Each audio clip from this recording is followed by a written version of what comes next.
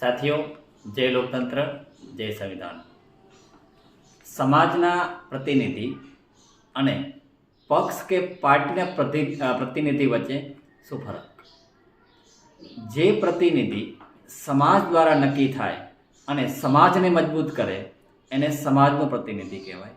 પણ જે પ્રતિનિધિ પક્ષ કે પાર્ટી દ્વારા નક્કી થાય અને ઇલેક્શન પૂર્ણ થયા બાદ કે જીત મેળવ્યા બાદ જે પોતાને મજબૂત કરે અથવા તો પક્ષને મજબૂત કરે એને ક્યારેય પણ સમાજનો પ્રતિનિધિ ગણાય નહીં। તો આવા પક્ષ અને પાર્ટીના પ્રતિનિધિઓને આપણે ક્યારેય પણ વોટ આપવો જોઈએ નહીં। વોટ એમને જ આપવો જોઈએ જેમણે સમાજે નક્કી કર્યા હોય અને જે સમાજને મજબૂત કરે।